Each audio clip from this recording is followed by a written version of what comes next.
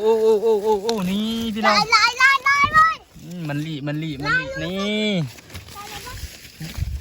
สองตัวแล้วอันน่ะไปเอาถ้วยไปถอยปะนี่พี่น้องพอแล้วอันน่ะเฮ็ดนี่จะดูนี่เฮ็ดยำแรงเนาะทักทายสบายดีพ่อแม่พี่น้อง FC เบิร์ดสู่คนเนาะบอกว่าจะเป็นฝั่งลาวฝั่งไทยก็ยินดีต้อนรับเข้าสู่สองเบาคุณคือเก่าพี่น้องเนาะสบายดียำแรงพี่น้องอยู่ตอนนี้เบาคุณอยู่ที่สวนหมั่นเนาะพี่น้องมานอนสักเข่าพี่น้องอันนี้มือแรกเนาะมือแรกอื่นกับสีลงสักเข่าพี่น้องเนาะเดี๋ยวเขาจะมาหากินตามไห้ตามสวนพี่น้องยำแรงเนาะว่าสีมานบ่หาเห็ดพี่น้องหาเห็ดยำแรงพี่น้องเห็ดแรงเนาะเอิ้นว่าเห็ดแรงว่ามันเกิดยำแรงพี่น้องเดี๋ยวมาลุ้นมาชมว่าสีมานบ่ไปมาต้องจับมันเขาเด้อบรรยากาศพี่น้องอยู่ท้องไห้ท้องสวนนะครับบรรยากาศยำแรง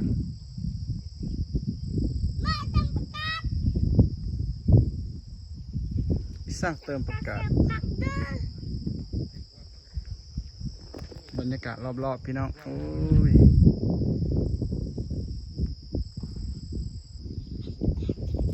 ได้จิ๋วพอจะมานะจิ๋วนี่มาแล้วนี่เด้นี่สองตัวแล้วอันน่ะไปเอาถ้วยไปถอยปะนี่พี่น้องพอแล้วอันน่ะเฮ็ดนี่จะดูนี่เฮ็ดยำแรงเนาะมันเกิดยำแรงพี่น้องมันเกิดอยู่ขี้ดินเนาะนี่ทางไทยเอิ้นว่าเฮ็ดอีหยังพี่น้องส่วนทางบางคนเอิ้นว่าเฮ็ดแรงเนาะเพราะว่ามันเกิดยำแรงพี่น้องนี่อันนี้มันจะบานเลยเนาะพี่น้องถ้าเข้ามาแต่บ่ายสามมันจะดีมันจะงามมันกำลังออกนี่มาแล้วพี่น้องเด้อยู่หันกันยังไปเอาถ้วยไปเอาถ้วยไปไปเอานี่มันไข่คือเห็ดปวกพี่น้องแต่ว่าอันนี้มันอ่อนๆพี่น้องมันจะอ่อนๆเนาะกินยำแรงพี่น้องตามท้องไห้ท้องสวนเนาะตามสวนบทลาวเฮาที่ชีวิตลาวที่สนบทพี่น้องนี่เนาะเห็ดยำแรงพี่น้องบ้านบ้านคุณเอิญว่าเห็ดแรงเนาะมันเกิดยำแรงพี่น้องนี่อีกฟูงหนึ่งคันมันเกิดร้ายนี่มันจะร้ายพี่น้องอันนี้นี่ฝนไม่ค่อยตกเนาะถ้าฝนตกนี่ฝนตกตลอดทางนี้นี่ถ้ามันเกิดมันจะเกิดเป็นฟูงเลยพี่น้องคล้ายคือเห็ดปวกเลยเนาะมันเกิดเป็นฟูงคือเห็ดปวกเลยปีกายพี่น้องโอ้ยลายปีกายได้ปีกายลายพี่น้องแต่ว่าคุณบ่ได้ถ่ายคลิปเนาะนี่เก็บแบบระมัดระวังพี่น้องเพราะว่ามันอ่อนเนาะเห็ดนี่มันอ่อนพี่น้องนี่ไว้กระซามกระไดไว้ย่างมา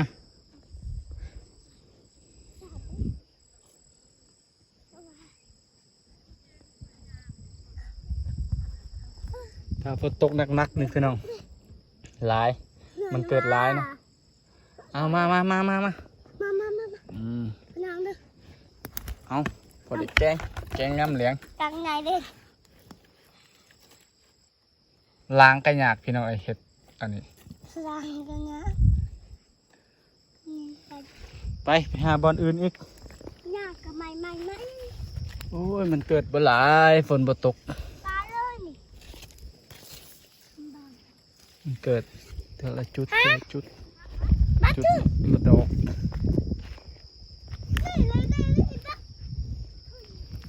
ถือไม่ต้องจับมันเขาเด้อ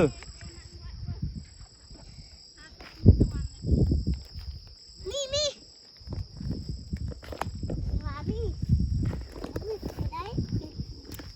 บ่ทันฮอดยามพี่น้องเอ้ยบ่ทันฮอดยามเนาะช่วงเดือน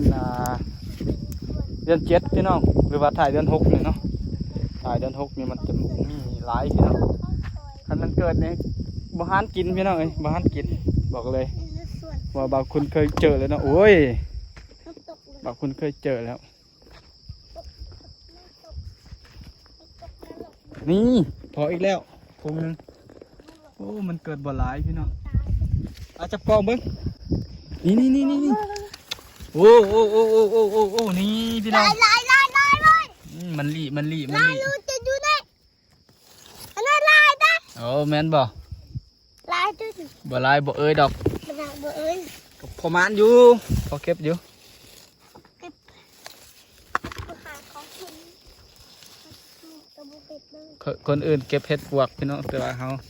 เก็บเห็ดแหลงเห็ดย่ำแหลง นี่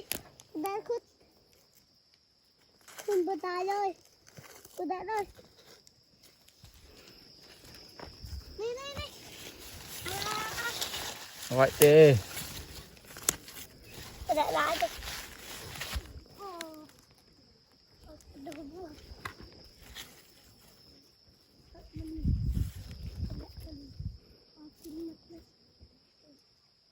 ฝั่งไทยเคยกินบ่น้อพี่น้องเอ้ยมันจะเกิดตามสวนเนาะตามไฮตามสวนตามสวนกับสวนปีที่สองเนาะคันปีที่หนึ่งนี่มันจะบ่เกิดพี่เนาะมันเกิดส่วนปีที่สองขึ้นไปเนาะปีสองปีสาม เอาที่ลายกับใจลายดู นี่พอได้แกงแล้วพี่น้องได้แกงแรงยำแรงกินข้าวแรง ของไฟ เอาถืออีก คือ เอาไปจะหน่อยจะลมอีกไปหาบอนอื่น บอนเองครับ พี่น้องมันเขางามแล้ว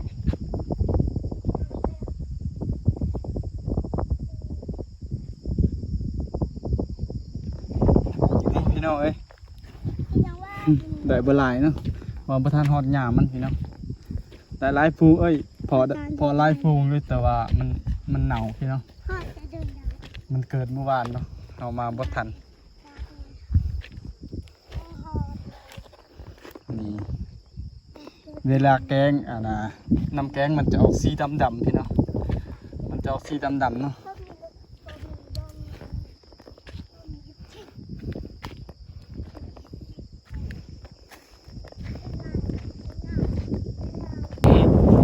มันมือก็ว่าได้ด้วยครับจิ้วพอจะมานอยู่จิ้วพอจะมานอยู่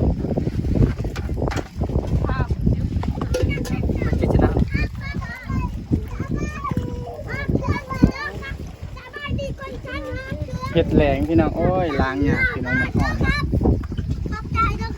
อ้าวเห็ดอีหยังอันนี้เห็ดหยังจิ้วอันนี้จิ้วเห็ดบุเห็ดดิน